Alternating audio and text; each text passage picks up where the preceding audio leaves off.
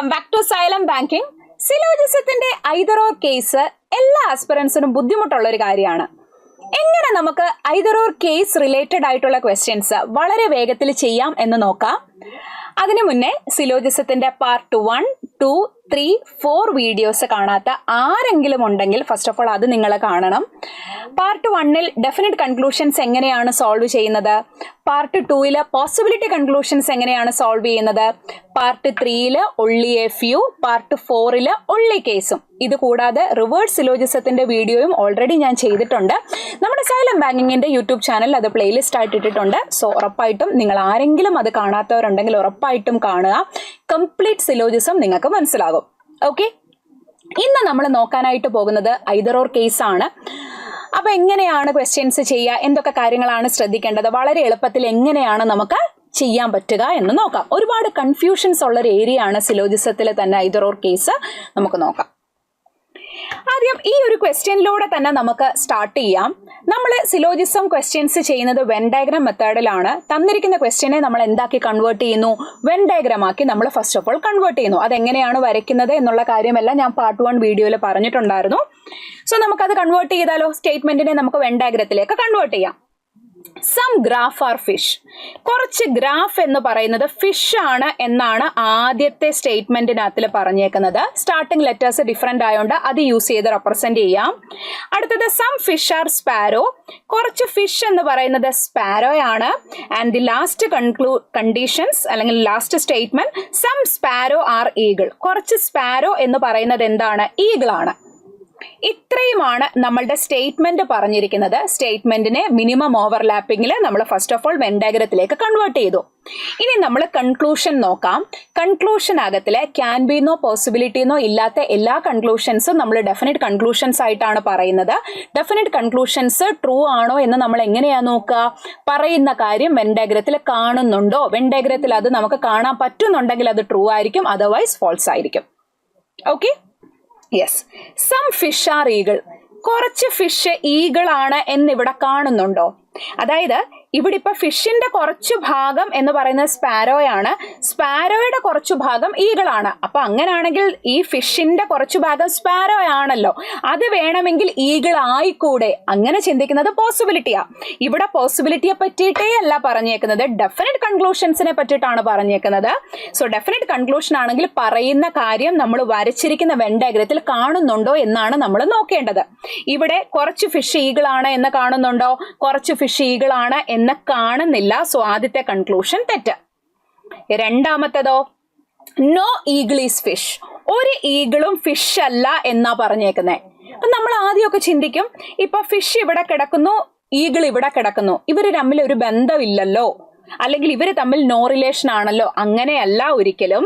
അത് ട്രൂ ആകണമെങ്കിൽ ഇവര് തമ്മിൽ ഇതേപോലെ നോ റിലേഷൻ ആണ് എന്ന് കാണണം. അതായത് സം റിലേഷൻ ഉണ്ടെങ്കിലും നോ റിലേഷൻ ഉണ്ടെങ്കിലും വ്യക്തമായിട്ട് നമുക്ക് കാണണം. ഇപ്പൊ ഞാനൊരു എക്സാമ്പിൾ പറഞ്ഞാൽ, ഇതിപ്പോ നമ്മുടെ ഒരു ക്ലാസ് റൂം ആണെന്ന് വെച്ചോ. അപ്പൊ ഞാനൊരു എക്സാമ്പിൾ പറയാം നിങ്ങളോട്. ഇതിപ്പോ നമ്മളുടെ ഒരു ക്ലാസ് റൂം ആണ്. അപ്പൊ ഇവിടെ എല്ലാം ബെഞ്ച്, ഇവിടെ എല്ലാം നമ്മുടെ സ്റ്റുഡൻസ് ഇരിക്കുകയാണെന്ന് വെച്ചോ, നമ്മൾ പണ്ട് സ്കൂൾ ക്ലാസ്സുകളിൽ ഇരുന്നത് പോലെ. ഓക്കെ, അപ്പൊ ഇവിടെ ഒന്ന് ശ്രദ്ധിച്ചേതേണ്ട, ഇവിടെ ഇരിക്കുന്ന കുട്ടിയും ഇവിടെ ഇരിക്കുന്ന കുട്ടിയും തമ്മിൽ മിണ്ടുന്നതൊന്നും നമ്മൾ കാണുന്നില്ല. അതുകൊണ്ട് ഇവർ അടിയാണെന്ന് നമുക്ക് പറയാൻ പറ്റുമോ? ഇല്ല. ഇവര് മിണ്ടുന്നതും കാണുന്നില്ല, അല്ലെങ്കിൽ ഇവര് തമ്മിൽ അടിവെക്കുന്നതും നമ്മൾ കാണുന്നില്ല. അപ്പൊ ഒന്നെങ്കിൽ ഇവര് തമ്മിൽ അടിയാകാം, അല്ലെങ്കിൽ ഇവര് തമ്മിൽ കൂട്ടാകാം, നമുക്ക് പറയാൻ പറ്റില്ല. അപ്പോ ഞാൻ പറഞ്ഞത് ഒറ്റ കാര്യമുള്ളൂ, ഈ ആൾ ഇവിടെ ഇരിക്കുന്നു, ഈ ആൾ ഇവിടെ ഇരിക്കുന്നു എന്ന് കരുതി ഇവര് തമ്മിൽ നോ റിലേഷൻ ആണെന്ന് ഒരിക്കലും നമുക്ക് പറയാൻ പറ്റില്ല. ആ നോ റിലേഷൻ ആണെന്ന് പറയണമെങ്കിൽ ഇങ്ങനെ കാണണം. അങ്ങനെ കാണുന്നുണ്ടെങ്കിൽ മാത്രമേ നമുക്കത് എന്താണെന്ന് പറയാൻ പറ്റുള്ളൂ, ട്രൂ ആണെന്ന് പറയാൻ പറ്റുള്ളൂ. ഇപ്പൊ ഞാൻ ആ കുട്ടിയുടെ എക്സാമ്പിൾ പറഞ്ഞ പോലെ ഒന്നെങ്കിൽ അവര് തമ്മിൽ കൂട്ടാകാം, അല്ലെങ്കിൽ അടിയാകാം, നമുക്കറിയില്ല. അപ്പൊ ഈ രണ്ടാമത്തെ കൺക്ലൂഷനും എന്താണ്, തെറ്റാണ് എന്ന് കിട്ടി. അപ്പൊ നിങ്ങളൊന്ന് ശ്രദ്ധിച്ചേ. അതായത് കുറച്ച് ഫിഷ് ഈഗിൾ ആണോ എന്ന് ചോദിച്ചു. ഒരാൾ വന്നിട്ട് നമ്മളോട് ചോദിച്ചു, കുറച്ച് ഫിഷ് ഈഗിൾ ആണോ? അപ്പൊ നമ്മൾ പറഞ്ഞു അല്ല. ശരി, അപ്പൊ അടുത്ത കൺക്ലൂഷനിൽ അവര് പറയുവാണെങ്കിൽ, അടുത്ത അതേ ആള് തന്നെ പറയാണ്, എന്നാ ശരി ഒരു ഫിഷും ഈഗിൾ അല്ല. അപ്പൊ നമ്മൾ പറയാ അതും തെറ്റാണ്. അതായത് കുറച്ചാണോ എന്ന് ചോദിച്ചപ്പോഴും നമ്മൾ പറഞ്ഞു അല്ല, എന്നാ ശരി ഒരാളും അല്ല എന്ന് ചോദിച്ചപ്പോഴും നമ്മൾ അത് തെറ്റാന്ന് പറയുക. ഇത് രണ്ടും കൂടി ഇങ്ങനെ വരുമോ? ഇങ്ങനെ വരുന്ന പെയേഴ്സിനെയാണ് നമ്മൾ എന്തെന്ന് പറയുന്നത്? കോംപ്ലിമെന്ററി പെയേഴ്സ് എന്ന് പറയുന്നത്. അപ്പോ ഇങ്ങനെ വിരുദ്ധത വരികയാണ്. ഇത് രണ്ടും കൂടെ ഒരിക്കലും എന്താകില്ല, ശരിയാകത്തില്ല. ഇത് രണ്ടും കൂടെ ഒരിക്കലും തെറ്റാകത്തുമില്ല. ഐദർ ഓറിന്റെ മീനിങ് എന്ന് പറയുന്നത് തന്നെ രണ്ട് കൺക്ലൂഷനോട് ഒരിക്കലും ശരിയാകത്തുമില്ല, രണ്ട് കൺക്ലൂഷനോട് ഒരിക്കലും തെറ്റാകത്തുമില്ല. ഓക്കെ, ഇതിലേതെങ്കിലും ഒരെണ്ണം ശരിയാകുവാണെങ്കിൽ മറ്റേത് തെറ്റായിരിക്കും. അതായത് ഇതാണ് ശരിയെങ്കിൽ ഇത് തെറ്റായിരിക്കും, ഇതാണ് ശരിയെങ്കിൽ ഇതായിരിക്കും തെറ്റ്. പക്ഷെ ഇതിൽ ആരാണ് ശരി ആരാണ് തെറ്റെന്ന് നമുക്കറിയത്തില്ല. ആ കേസിലാണ് നമ്മൾ എന്ത് യൂസ് ചെയ്യുക? ഐദർ ഓർ നമ്മൾ യൂസ് ചെയ്യുക. ഓക്കെ, പക്ഷെ ആ എക്സാമിന്റെ ടൈമിൽ നമുക്ക് ഇവര് തമ്മിൽ ഇങ്ങനെ ഒരു വിരുദ്ധത ഫീൽ ചെയ്യുന്നുണ്ടോ എന്നൊന്നും നോക്കാനുള്ള ഒരു സമയം ഉണ്ടാകത്തില്ല. സോ ആ ഐദർ ഓർ ആണോ അല്ലയോ എന്നറിയാനായിട്ട് നമുക്കൊരു 3 കണ്ടീഷൻസ് സാറ്റിസ്ഫൈ ചെയ്യണം. എന്താ പറഞ്ഞത്? സിലോജിസത്തിൽ ഐദർ ഓർ ആണോ ആൻസർ വരുന്നത്, എയ്തർ 1 അല്ലെങ്കിൽ ഐദർ 1 or 2 ആണോ ആൻസർ വരുന്നത് എന്ന് നമ്മൾ അറിയണമെങ്കിൽ നമുക്കൊരു 3 കണ്ടീഷൻസ് സാറ്റിസ്ഫൈ ചെയ്യണം. അതിൽ ഒന്നാമത്തെ കണ്ടീഷൻ എന്ന് പറയുന്നത് both the conclusion must be wrong. ഈ 2 കൺക്ലൂഷൻസും എന്തായിരിക്കണം? തെറ്റായിരിക്കണം. 2 പേർക്കാണല്ലോ എപ്പോഴും നമ്മൾ ഐദർ ഓർ പറയുക. അപ്പൊ 3 എണ്ണം വന്നാലോ എന്നുള്ളൊരു ചിന്ത വേണ്ട. 2 എണ്ണത്തിനാണല്ലോ നമ്മൾ ഐദർ പറയുക, ഐദർ 1 or 2 അല്ലെ? അപ്പോ both the conclusion must be wrong. രണ്ടും എന്തായിരിക്കണം? തെറ്റായിരിക്കണം. നമുക്ക് സാധാരണഗതിയിൽ നമ്മൾ നോക്കുമ്പോൾ ഇത് 2 കൺക്ലൂഷൻസും നമ്മൾ സാധാരണ രീതിയിൽ ഡെഫിനറ്റ് കൺക്ലൂഷൻസ് ആയിട്ട് പറയുമ്പോൾ പറഞ്ഞിരിക്കുന്ന കാര്യം തെറ്റാണ് എന്ന് നമുക്ക് കിട്ടണം. 2 കൺക്ലൂഷൻസും എന്തായിരിക്കണം? തെറ്റായിരിക്കണം. ഓക്കെ, ഇവിടുത്തെ കേസിൽ നോക്കിക്കേ, 2 കൺക്ലൂഷൻസും ഇപ്പൊ നമുക്ക് തെറ്റാ കിട്ടിയേക്കുന്നേ. യെസ്.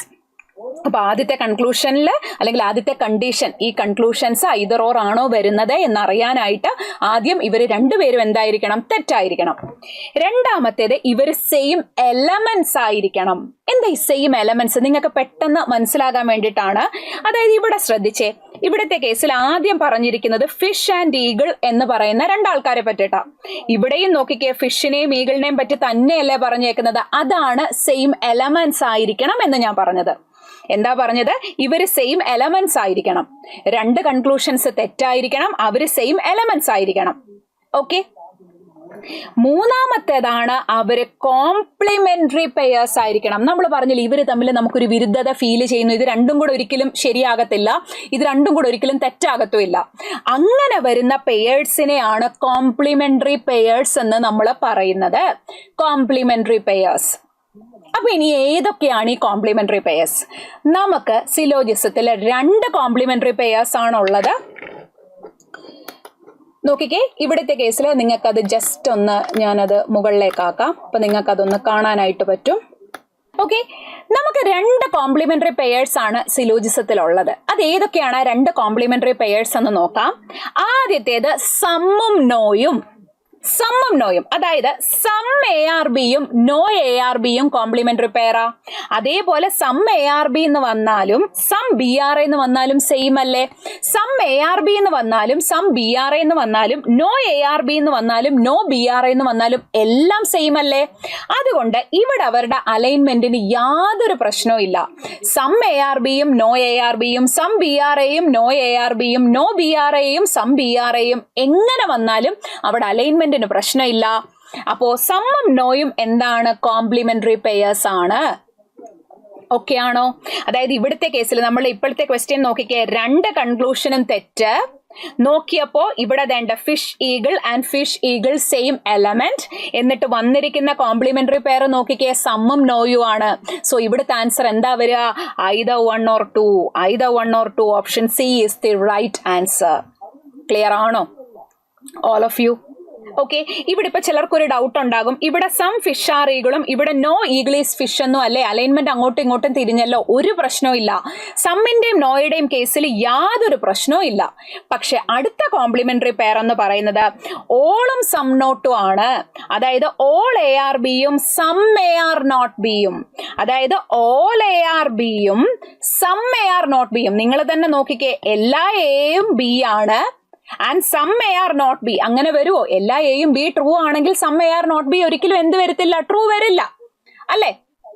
അപ്പൊ അങ്ങനെ വരുന്ന പെയേഴ്സിനെയാണ് നമ്മൾ എന്തെന്ന് പറയുന്നത്? Complementary pairs. രണ്ടും കൂടെ ഒരിക്കലും ശരിയാകത്തുമില്ല, രണ്ടും കൂടെ ഒരിക്കലും തെറ്റാകത്തില്ല. ഇതിൽ ഏതെങ്കിലും ഒരെണ്ണം ശരിയായിരിക്കും. ഒരെണ്ണം ശരിയാണെങ്കിൽ മറ്റേത് ഓട്ടോമാറ്റിക്കലി തെറ്റായിരിക്കും.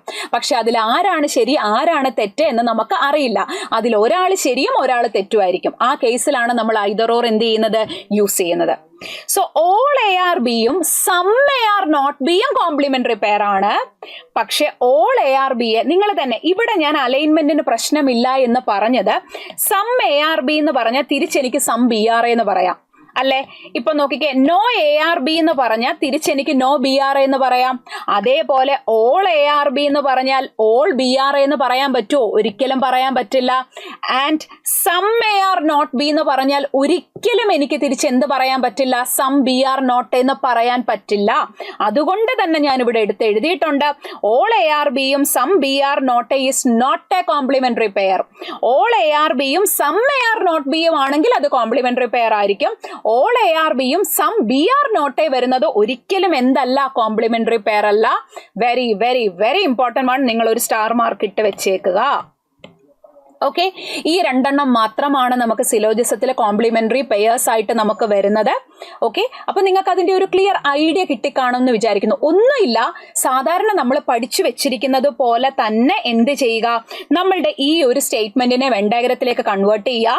ഡെഫിനറ്റ് കൺക്ലൂഷൻസ് ആയിരിക്കും. പോസിബിലിറ്റിയിൽ നമ്മൾ എന്ത് നോക്കേണ്ട കാര്യമില്ല, ഐദർ ഓർ കേസ് നോക്കേണ്ട കാര്യം നമുക്ക് ഇല്ല, അല്ലെ? അപ്പൊ കൺക്ലൂഷൻസ് തന്നിരിക്കുന്നത് വെച്ചിട്ട് ഡെഫിനിറ്റ് ആണോ എന്ന് നോക്കുക, അത് ട്രൂ ആണോ ഫോൾസ് ആണോ നോക്കുക. ആദ്യത്തെ കണ്ടീഷൻ രണ്ടും ഫോൾസ് ആയിരിക്കണം. പിന്നെ രണ്ടാമത്തെ കണ്ടീഷൻ എന്താ പറഞ്ഞ? അവർ സെയിം എലമെന്റ്സ് ആയിരിക്കണം, പറഞ്ഞിരിക്കുന്ന ആൾക്കാർ സെയിം ആയിരിക്കണം. അടുത്തത് എന്തായിരിക്കണം? അവർ കോംപ്ലിമെന്ററി പെയേഴ്സ് ആയിരിക്കണം. ആ കോംപ്ലിമെന്ററി പെയേഴ്സ് എന്ന് പറയുന്നത് രണ്ട് കോംപ്ലിമെന്ററി പെയേഴ്സ് ആണ്, സമ്മും നോയും. സം ARBയും സം BRAയും സെയിം ആണ്, നോ ARBയും നോ BRAയും സെയിം ആണ്. അതുകൊണ്ട് അവരുടെ അലൈൻമെന്റ് അങ്ങോട്ടും ഇങ്ങോട്ടും തിരിഞ്ഞു വന്നാലും ഒരു പ്രശ്നമില്ല. പക്ഷേ ഓളും സം നോട്ടും അങ്ങനെയല്ല. ഓൾ ARBയും സം AR⁻Bയും കോംപ്ലിമെന്ററി പെയർ ആണ്. പക്ഷെ ഓൾ ARBയും തിരിച്ച് സം BR⁻A എന്ന് പറയുന്നത് ഒരിക്കലും ഒരു കോംപ്ലിമെന്ററി പെയർ അല്ല. ഞാൻ ഇതിവിടെ എടുത്ത് അതിനാണ് നിങ്ങളോട് പറഞ്ഞത്. നമുക്ക് തന്നെ അറിയാം, സം AR⁻B എന്ന് പറഞ്ഞാൽ ഒരിക്കലും നമുക്ക് തിരിച്ച് സം BR⁻A എന്ന് പറയാൻ പറ്റില്ല. Okay, clear? ഇനി നിങ്ങൾക്ക് എന്തെങ്കിലും ഡൗട്ട്സ് ഉണ്ടെങ്കിൽ ഉറപ്പായിട്ടും നിങ്ങളെ താഴെ കമന്റ് ചെയ്യുക. പിന്നെ നമുക്ക് കുറച്ച് ക്വസ്റ്റ്യൻസ് ചെയ്താലോ? അപ്പൊ ആദ്യം നിങ്ങൾ ഇത് തനിയെ ഒന്ന് പോസ് ആക്കുക, എന്നിട്ട് നിങ്ങൾ ഒന്ന് തനിയെ ട്രൈ ചെയ്യുക, എന്ത് ആൻസർ കിട്ടുന്നു എന്ന് നോക്കുക. അതിനുശേഷം മാത്രം എന്ത് ചെയ്യുക? ഞാൻ പറയുന്ന എക്സ്പ്ലനേഷൻ ശ്രദ്ധിക്കുക. ഓക്കെ, അപ്പൊ നിങ്ങൾക്ക് ഒരു ക്ലാരിറ്റി കിട്ടാൻ വേണ്ടിയിട്ടാണ്. കുറച്ച് ക്വസ്റ്റ്യൻസും കൂടെ ചെയ്യുമ്പോൾ നിങ്ങൾക്ക് ആ ഐദർ ഓർ എന്താണെന്നുള്ളത് ക്രിസ്റ്റൽ ക്ലിയർ ആയിട്ട് മനസ്സിലാകും. ഓക്കെ, ആദ്യത്തെ statement, some god is tree. കുറച്ച് ഗോഡ് എന്ന് പറയുന്നത് ട്രീ ആണ്, കുറച്ച് ഗോഡ് എന്ന് പറയുന്നത് ട്രീ ആണ്. ആദ്യത്തേത്, ഓൾ ട്രീ ആർ ലീഫ്. എല്ലാ ട്രീയും എന്താണ്? ലീഫാണ്. എല്ലാ ട്രീയും ലീഫാണ് എന്ന് ഞാൻ ഇങ്ങനെ അങ്ങ് വരച്ചു. ഇതാകുമ്പോൾ നമുക്ക് കുറച്ചും കൂടെ നന്നായിട്ട് മനസ്സിലാക്കാനായിട്ട് പറ്റും. എല്ലാ ട്രീയും എന്താണ്? ലീഫാണ്. Okay, and only a few leaf are fox. നോക്കിക്കേ, ലീഫിന്റെ കുറച്ചു ഭാഗം മാത്രമാണ് ഫോക്സ് എന്നാ പറഞ്ഞേക്കുന്നത്, അല്ലെ? എന്താ പറഞ്ഞേക്കുന്നത്? ലീഫിന്റെ കുറച്ചു ഭാഗം മാത്രമാണ് ഫോക്സ് എന്ന് പറഞ്ഞാൽ അതിന്റെ മീനിങ് എന്താ? ലീഫിന്റെ കുറച്ചു ഭാഗം ഫോക്സ് അല്ല, ലീഫിന്റെ കുറച്ചു ഭാഗം മാത്രമാണ് ഫോക്സ് എന്ന് കാണിക്കാൻ ഞാൻ അവിടെ ഡാർക്കൻ ചെയ്തു. എന്ന് പറഞ്ഞാൽ ഒൺലി എ ഫ്യൂ, ഡീറ്റെയിൽഡ് ആയിട്ട് ഞാൻ പാർട്ട് 3 പറഞ്ഞിട്ടുണ്ട്. കാണാത്ത ആരെങ്കിലും ഉണ്ടെങ്കിൽ ഉറപ്പായിട്ടും കാണുക. ലീഫിന്റെ കുറച്ചു ഭാഗം മാത്രമാണ് ഫോക്സ് എന്ന് പറയുമ്പോൾ only a few leaf are fox എന്ന് പറഞ്ഞാൽ ലീഫിന്റെ കുറച്ചു ഭാഗം മാത്രമാണ് ഫോക്സ് എന്ന് പറഞ്ഞാൽ ലീഫിന്റെ കുറച്ചു ഭാഗം ഫോക്സ് അല്ല എന്ന് അപ്പോൾ തന്നെ നിങ്ങൾ എന്ത് ചെയ്യണം? അതിൽ മാർക്ക് ചെയ്യണം. ഓക്കെ, കൺക്ലൂഷനിലേക്ക് വരാം. Some fox are tree. കുറച്ച് ഫോക്സ് ട്രീ ആണ് എന്ന് കാണുന്നുണ്ടോ? ഇവിടെ നോക്കിക്കേ, കുറച്ച് ഫോക്സ് ട്രീ ആണ് എന്ന് നമ്മൾ കാണുന്നില്ല. ലീഫിന്റെ കുറച്ചു ഭാഗം മാത്രമാണ് നമ്മൾ ഫോക്സ് ആയിട്ട് കാണുന്നത്, അല്ലാതെ നമ്മൾ ട്രീയുടെ കുറച്ചു ഭാഗം ഫോക്സ് ആണ് എന്ന് കാണുന്നില്ല. സോ തെറ്റ്. ഓക്കെ, അടുത്തതോ, നോ ട്രീ ഈസ് ഫോക്സ്. ഒരു ട്രീയും ഫോക്സ് അല്ല എന്ന് നമ്മൾ കാണുന്നുണ്ടോ? ഈ ആൾ ഇവിടെ ഇരിക്കുന്നു, ഈ ആൾ ഇവിടെ ഇരിക്കുന്നു എന്ന് കരുതി ഇവര് തമ്മിൽ നോ റിലേഷൻ ആണെന്നല്ല. അങ്ങനെ ആകണമെങ്കിൽ ഇതേപോലെ ക്രോസ് റിലേഷൻ കാണണം. ഈ ട്രീയും ഈ ഫോക്സും തമ്മിൽ ഇതേപോലെ ക്രോസ് റിലേഷൻ കാണണം. അങ്ങനെ കാണുന്നില്ല. സോ അതും തെറ്റ്. അപ്പൊ രണ്ടെണ്ണം തെറ്റ് വന്നാൽ ഐദർ ഓർ കേസിന് ചാൻസ് ഉണ്ടോ എന്ന് നമ്മൾ നോക്കണം. രണ്ടും തെറ്റ്. അടുത്ത കണ്ടീഷൻ എന്തായിരുന്നു? സെയിം എലമെന്റ് ആണോ നോക്കണം. ഇവിടുത്തെ കേസിൽ fox fox same element, then tree tree same element. Okay, ഇനി അവര് കോംപ്ലിമെന്ററി പെയർ ആണോ നോക്കിക്കേ. യെസ്, സമ്മും നോയും തന്നെയാണ് വന്നേക്കുന്നത്. ഇവിടെ some fox are tree and no tree is fox, same element ആണ്. രണ്ടും തെറ്റാണ്, കോംപ്ലിമെന്ററി പെയർ ആണ്. So what is the answer? Either 1 or 2. Option C is the right answer. കുഴപ്പമില്ലല്ലോ. അടുത്ത ക്വസ്റ്റ്യൻ ഇതേപോലെ തന്നെ തനിയെ നിങ്ങൾ ചെയ്യുക, എന്നിട്ട് മാത്രം ഞാൻ പറയുന്നത് ശ്രദ്ധിച്ച് കേൾക്കുക. First statement, only a few teacher are doctors. അതിന്റെ മീനിങ് എന്താ? ടീച്ചറിന്റെ കുറച്ചു ഭാഗം മാത്രമാണ് ഡോക്ടർ. only a few എന്ന് പറഞ്ഞാൽ ടീച്ചറിന്റെ കുറച്ചു ഭാഗം എന്തല്ല? ഡോക്ടർ അല്ല. only a few doctor are office. ഡോക്ടറിന്റെ കുറച്ചു ഭാഗം മാത്രമാണ് ഓഫീസ് എന്ന് പറഞ്ഞാൽ ഡോക്ടറിന്റെ കുറച്ചു ഭാഗം എന്തല്ല? ഓഫീസ് അല്ല. only office is vehicle. Very very important one. Part 4 ഞാൻ only എടുത്ത് പറഞ്ഞിട്ടുണ്ട്. only നമ്മൾ എങ്ങനെയാ ചെയ്യേണ്ടത്? ലാസ്റ്റ് ഓള് കൊടുത്ത് തലതിരിച്ച് വായിക്കണം, വരയ്ക്കാൻ വേണ്ടിയിട്ട് മാത്രം. അതിന്റെ മീനിങ് അതല്ല. ഓൾ വെഹിക്കിൾ ഈസ് ഓഫീസ് എന്നല്ല അതിന്റെ മീനിങ്. ഓഫീസ് മാത്രമേ എന്താകത്തുള്ളൂ? വെഹിക്കിൾ ആകുള്ളൂ. ഓഫീസ് മാത്രമേ വെഹിക്കിൾ ആകുള്ളൂ. അതായത് ഇതിന്റെ അകത്തില് നമ്മൾ കംപ്ലീറ്റ്ലി ആരെ വരയ്ക്കും? ഇതിന്റെ അകത്തിൽ നമ്മൾ കംപ്ലീറ്റ്ലി ആരെ വിളിക്കും? അത് ഇതാണ് ഓഫീസ് എന്ന് പറയുന്നത്. ഇതിനകത്തില് ഓൾ വെഹിക്കിൾ ആർ ഓഫീസ് എന്നല്ല അതിന്റെ മീനിങ്. ഇതിന്റെ മീനിങ് എന്താ പറയുന്നത്? വെഹിക്കിൾ ആര് മാത്രമേ ആകത്തുള്ളൂ? വെഹിക്കിൾ ഓഫീസ് മാത്രമേ ആകത്തുള്ളൂ. ലാസ്റ്റ് ഓള് കൊടുക്കുന്നത് വരയ്ക്കാൻ വേണ്ടിയിട്ട് മാത്രമാണ് എന്ന് പറഞ്ഞാൽ വെഹിക്കിൾ ബാക്കി എല്ലാവരുമായിട്ടും എന്ത് റിലേഷനാ? നോ റിലേഷനാ. അത് നമ്മൾ വരയ്ക്കാൻ മറന്നു പോകരുത്. ഈ വെഹിക്കിൾ നമ്മളുടെ ഡോക്ടറുമായിട്ട് നോ റിലേഷനാണ്. അതേപോലെ തന്നെ വെഹിക്കിൾ ടീച്ചറുമായിട്ടും ഒക്കെ നോ റിലേഷനാ. ആരുമായിട്ട് മാത്രമാണ് സം റിലേഷൻ വരുന്നത്? അല്ലെങ്കിൽ ആരുമായിട്ട് മാത്രമേ കൂട്ടുള്ളൂ? ഓഫീസുമായിട്ട് മാത്രമേ കൂട്ടുള്ളൂ. only office is vehicle. Office മാത്രമേ വെഹിക്കിൾ ആകുള്ളൂ എന്നാണ് അതിന്റെ മീനിങ്. നമ്മൾ വരയ്ക്കാൻ വേണ്ടിയിട്ട് മാത്രമാണ് ലാസ്റ്റ് ഓള് കൊടുക്കുന്നത്. No fruit is teacher. ഒരു ഫ്രൂട്ടും എന്തല്ല? ടീച്ചർ അല്ല. ഓക്കെ, അപ്പൊ അതും അങ്ങ് വരച്ചു. ഒരു ഫ്രൂട്ടും എന്തല്ല? ടീച്ചർ അല്ല. കംപ്ലീറ്റ് സ്റ്റേറ്റ്മെന്റ് നമ്മൾ വെൻ ഡയഗ്രത്തിലേക്ക് കൺവേർട്ട് ചെയ്തു. ഇനി കൺക്ലൂഷനിലേക്ക് വരാം. Some teacher are vehicle. കുറച്ച് ടീച്ചർ വെഹിക്കിൾ ആണ് എന്ന് ഇവിടെ കാണുന്നുണ്ടോ? ഇല്ലല്ലോ, തെറ്റ്. അടുത്തത്, no vehicle is teacher. No vehicle is teacher. ഒരു വെഹിക്കിളും ടീച്ചർ അല്ലാന്ന് ദേണ്ട ഇവിടെ കാണുന്നുണ്ട്. ഇവിടെ സമ്മും നോയും കണ്ട് നിങ്ങൾ ഒരിക്കലും ഐദർ ഓർ ആണ് എന്ന് വിചാരിക്കരുത്. ഇവിടെ നോ വെഹിക്കിൾ ഈസ് ടീച്ചർ. നിങ്ങൾക്ക് തെറ്റാൻ സാധ്യതയുണ്ട് എന്ന് തോന്നിയത് കൊണ്ടാണ് ഈ ഒരു ക്വസ്റ്റ്യൻ ഞാൻ ഇതിൽ ഇൻക്ലൂഡ് ചെയ്തത്.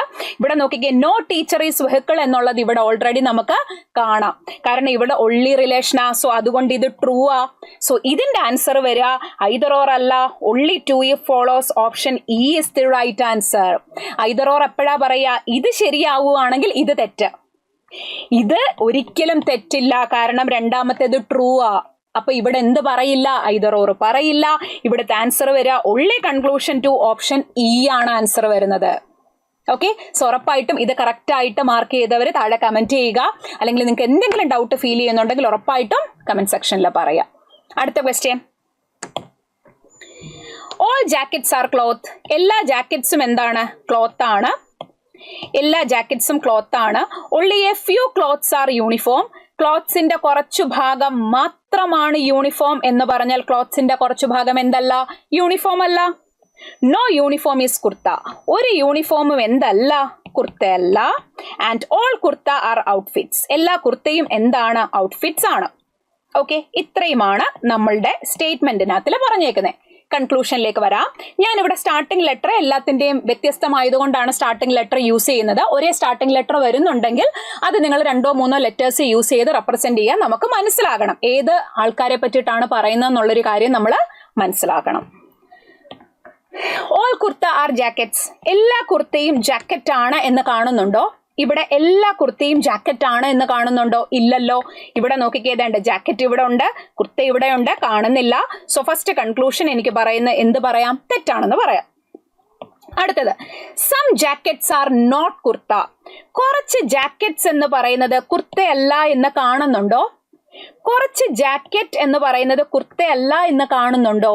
ഇവിടെ ജാക്കറ്റിന്റെ കുറച്ചു ഭാഗം കുർത്തയാണെന്നും കാണുന്നില്ല, ജാക്കറ്റിന്റെ കുറച്ചു ഭാഗം കുർത്ത അല്ലാന്നും കാണുന്നില്ല. ഇത് പെട്ടെന്ന് കാണുമ്പോൾ 2 എണ്ണം തെറ്റു വന്നു. നമ്മൾ നോക്കിയപ്പം kurta jackets and kurta jacket same element ആണ്. പക്ഷെ അടുത്തത് വളരെ ഇമ്പോർട്ടന്റ് ആണ്. അവർ കോംപ്ലിമെന്ററി പെയർ ആണോ എന്ന് നോക്കണം. All kurta are jackets and some jackets are not kurta എന്നാ പറഞ്ഞേക്കുന്നത്. ഞാൻ എടുത്തു പറഞ്ഞില്ലേ, സം ARB, അതായത് ഓൾ ARBയും സം AR-not-Bയും വന്നാൽ കോംപ്ലിമെന്ററി പെയർ ആണ്. That means all kurta are jackets and some kurta are not jackets എന്ന് പറഞ്ഞിരുന്നെങ്കിൽ ഇത് കോംപ്ലിമെന്ററി പെയർ ആയനെ, ആൻസർ ഐദർ ഓർ വന്നേനെ. പക്ഷെ ഇവിടെ ഓൾ കുർത്ത ആർ ജാക്കറ്റ്സ് എന്നും some jackets are not kurta, some AR-not-B എന്ന് പറഞ്ഞാൽ ഒരിക്കലും തിരിച്ചെനിക്ക് സം BR-not എന്ന് പറയാൻ പറ്റില്ല. സോ ഇവിടെ എന്ത് ആൻസർ വരില്ല? ഐദർ ഓർ വരില്ല. Neither 1 nor 2, option D is the right answer. നിങ്ങൾക്ക് ആ ഐദർ ഓറിന്റെ കറക്റ്റ് മീനിങ് മനസ്സിലാകാൻ വേണ്ടിയിട്ടാണ് നിങ്ങൾക്ക് തെറ്റ് വരാൻ ചാൻസ് ഉള്ള ക്വസ്റ്റ്യൻസ് ഞാനിതിൽ ഇൻക്ലൂഡ് ചെയ്തത്. ഓക്കെ, സോ ഉറപ്പായിട്ട് നിങ്ങൾ താഴെ കമന്റ് ചെയ്യുക. ഞാൻ എല്ലാ സിലോജിസത്തിന്റെയും കൂടെ ക്വസ്റ്റ്യൻസ് മിക്സ് ചെയ്ത് ഒരു വീഡിയോ ആയിട്ട് വരാം. സോ ആ വീഡിയോ നിങ്ങൾക്ക് വേണം, കുറച്ച് കൂടുതൽ ക്വസ്റ്റ്യൻസ് ഇതിന്റെ പ്രാക്ടീസ് ചെയ്യണം, നിങ്ങൾ പാർട്ട് 1, പാർട്ട് 2, പാർട്ട് 3, പാർട്ട് 4, അതുകൂടാതെ റിവേഴ്സ് സിലോജിസത്തിന്റെ വീഡിയോയും കൂടെ ഞാൻ ചെയ്തിട്ടുണ്ട്. ഇതെല്ലാം നിങ്ങൾ കാണുക. എന്നിട്ട് ഇതിന്റെ എല്ലാത്തിന്റെയും മിക്സഡ് ക്വസ്റ്റ്യൻസിന്റെ വീഡിയോ വേണമെങ്കിൽ ഉറപ്പായിട്ടും താഴെ നിങ്ങൾ കമന്റ് ചെയ്യുക. Okay, yes. ഇത് കൂടാതെ നിങ്ങൾക്ക് എന്തെങ്കിലുമൊക്കെ ഡൗട്ട്സ് ഇതിൽ ഉണ്ടായിട്ടുണ്ടാകും, ഉറപ്പായിട്ടും അത് ഷെയർ ചെയ്യുക.